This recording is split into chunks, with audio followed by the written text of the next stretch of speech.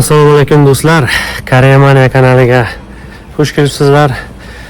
Hozir bir joyga ketayotgan edim.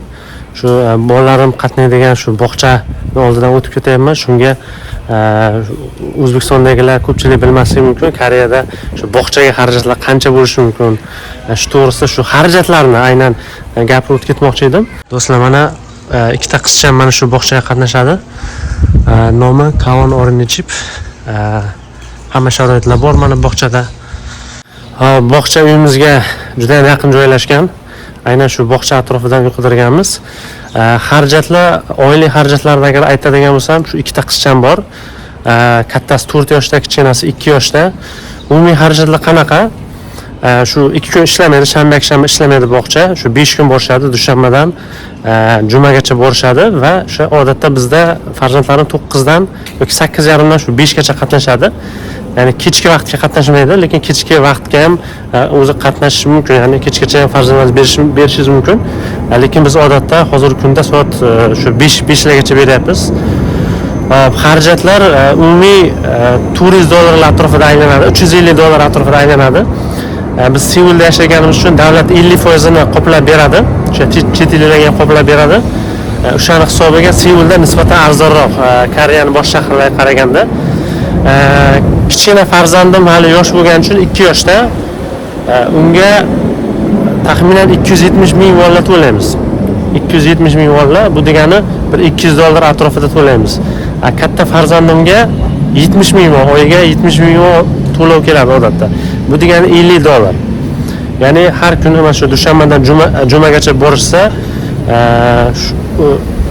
odatda shu 350 ming won atrofida aylanyapti. Lekin katta farzandim 4 yosh bo'lganligi uchun unga qo'shimcha to'lovlari ham bor. Oyiga 66 ming won to'layman.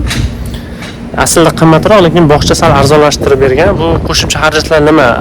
Qo'shimcha to'garaklar, ya'ni musiqaga boradi, shu orange, ya'ni bog'chaning ichida bor.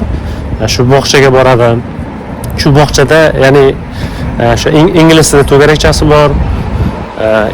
Musiqa to'garakchasi bor va o'sha sport to'garakchasi bor. Mana shu 3 ta to'garakga boradi va oyiga unga $50 atrofida to'layman. Ya'ni 66 ming won.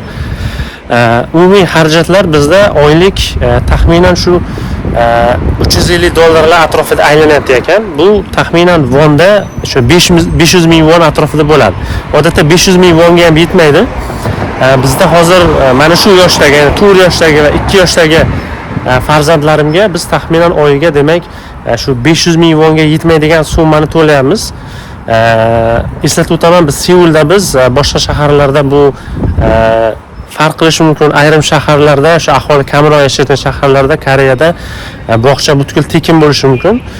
Yuchivon ko'rinishdagi bog'chalar bor. Ya'ni odatda shu 3 yoshdan kattalar va o'sha boradigan bolachalar va o'sha maktabga tayyorlov asosan u yerda bo'ladi. Lekin meni farzandlarim Orange'ga borishadi.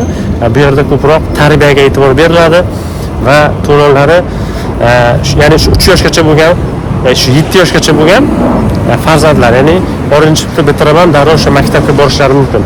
Xullas, bizda bu videoda men aytmoqchi bo'lgan mavzuyim, ya'ni shu xarajatlar bo'ldi. $350. Bizda shu $350 tashkil qilyapti oylik xarajatlar. Agar siz boshqa shaharda yashaydigan bo'lsangiz, odatda qimmatroq bo'ladi, chunki hamma shaharlarda ham Seuldagi kabi 50% davlat tomonidan to'lov yo'q. Agarda o'sha davlat tomonidan shu yordam bo'lmaganda biz taxminan shu $700 atrofida to'lashimiz mumkin edi. Ya'ni 1 million wonga borib qoladi. Endi bu ham shu bolangiz, farzandingiz qanchalik yoshi katta kichikligiga bog'liq. Qancha kichik bo'ladigan bo'lsa, shuncha ko'p to'laysiz. Qancha agar yoshi kattaroq, o'sha maktab yoshiga yaqinroq yoshda bo'ladigan bo'lsa, arzonroq bo'lishi mumkin. Ular shunaqa gaplar do'stlar. Koreya to'g'risida ma'lumotlar ulashishda davom etaman. Yangiliklar bo'ladigan bo'lsa, shu kanalimda Koreya Maniada albatta ulashib boraman. Agar hali kanaliga obuna bo'lmagan bo'lsangiz, albatta obuna bo'lib qo'ying. Keyingi videolarda ko'rishguncha, xayr, salomat bo'ling.